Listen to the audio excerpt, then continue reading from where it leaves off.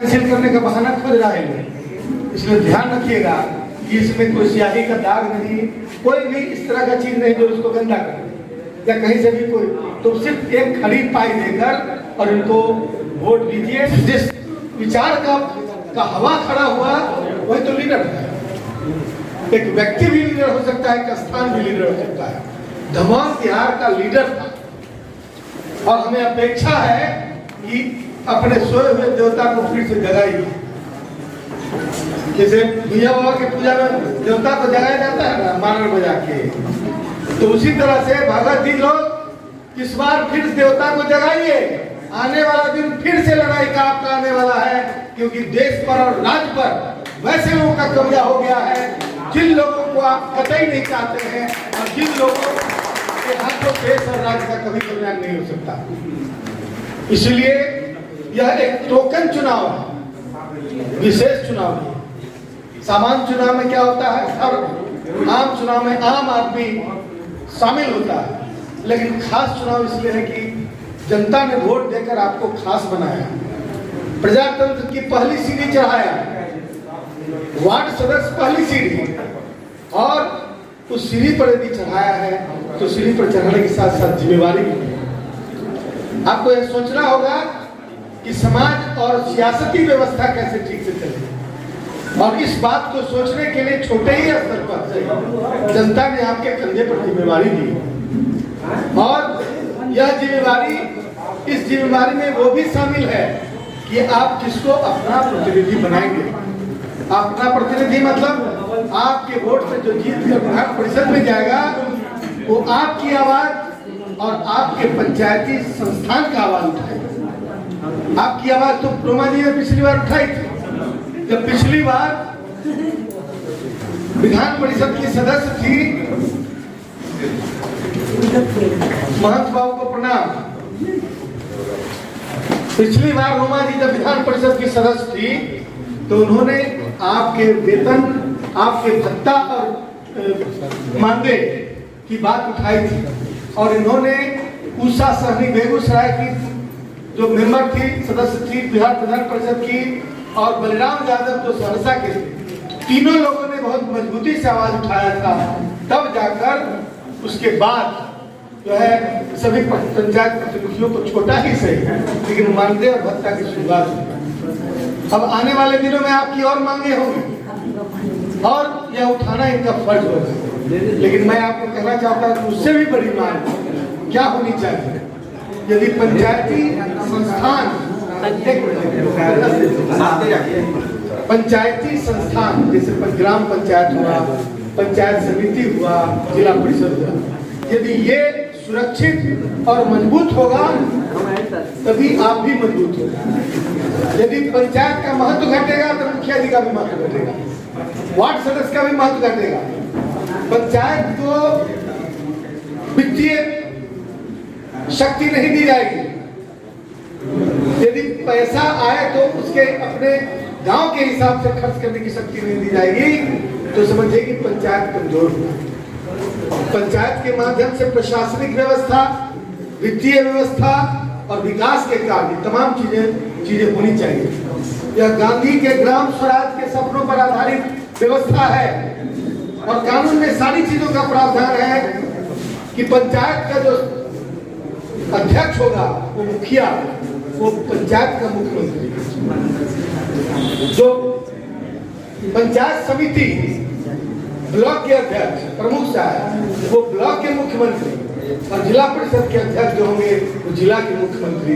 उसी तरह कि जैसे राज्य का मुख्यमंत्री कोई व्यक्ति जो विधानसभा का चुना हुआ नेता होता है, ये शक्ति जब तक नहीं आएगी, मुख्यमंत्री का क्या मतलब, मुख्यमंत्री मतलब कि वित्तीय पावर उसके पास हो, वहाँ के विकास का मसौदा वो तैयार करे, किसके साथ मिलकर, वार्ड सदस्यों के साथ मिलकर।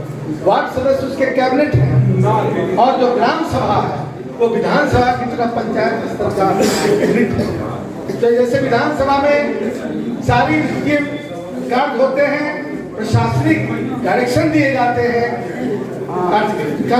जो कार्यपालिका है उसको कैसे काम करना है, उसी तरह से पंचायत की अपनी स्वायत्ता होनी चाहिए। जहाँ की कानून व्यवस्था कैसे सुदृढ़ हो, जहाँ की वित्तीय व्यवस्था कैसे सुदृढ़ हो, विकास के क्या मसौदा है, किनका किनको पहले एड्रेस किया था, कौन सा काम पहले किया था। अब सरकार आजकल क्या कर रही है, ऊपर से कानून बना के भेज दे रही है कि आप अपने पंचायत में श्मशान बनाइए। अब सब लोग गुजारी घाट देवे करते हैं, तो यहाँ श्मशान में पैसा जो खर्चा कीजिए, तो कोई सड़क उससे ज्यादा जरूरी है ऊपर वाली। ये स्वतंत्रता कौन देगा?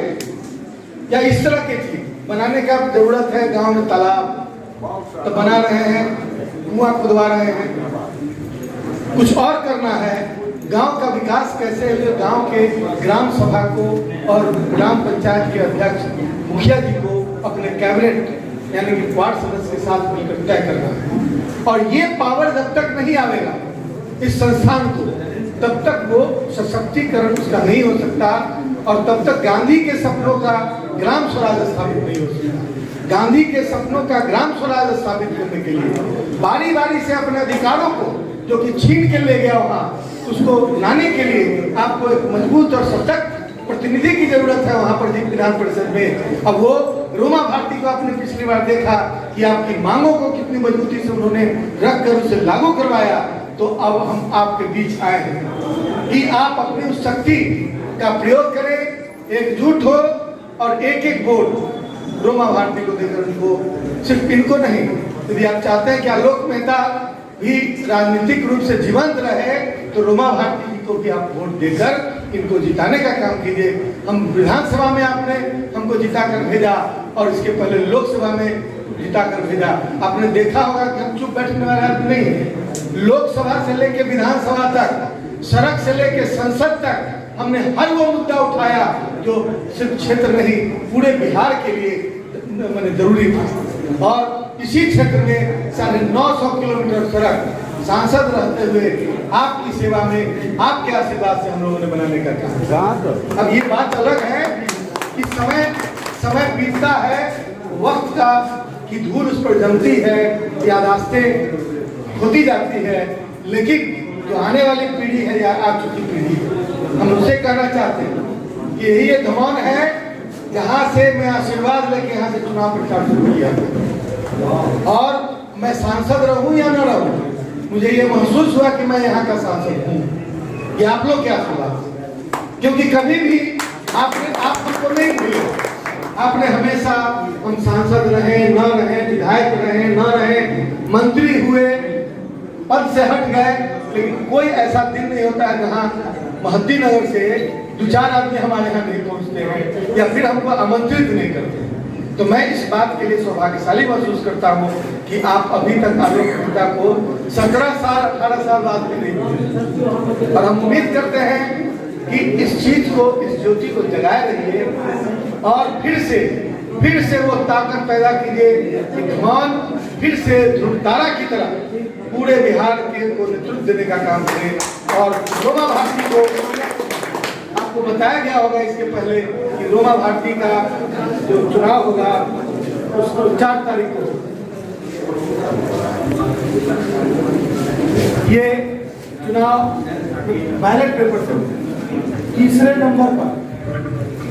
नंबर पर इनका नाम है और उसके सामने फोटो होगा और उसके बाद एक खाली जगह में वहां पर रखे हुए स्केच पे, अपने पेन से नहीं करना, वहां पर जो रखा हुआ होगा दिया जाएगा, उस स्केच पेन से 1 पाई सीधी खड़ी पाई, खड़ा लाइन एक जैसे लिख उसको खींच देंगे, आपका वोट हो गया। ये लाइन जो है किसी दीवार से नहीं सटनी चाहिए, बीच में और सीधा होना चाहिए, तब ये वैलिड माना जाएगा। आजकल वोट कैंसिल करने का बहाना खोज रहा है, इसलिए ध्यान रखिएगा कि इसमें कोई स्याही का दाग नहीं, कोई भी इस तरह का चीज नहीं जो इसको गंदा करे या कहीं से भी कोई, तो सिर्फ एक खड़ी पाई देकर और इनको वोट दीजिए। आप वोट देकर, एक वोट देकर आप समझिए कि आप इनको ऑब्लाइज नहीं कर रहे हैं।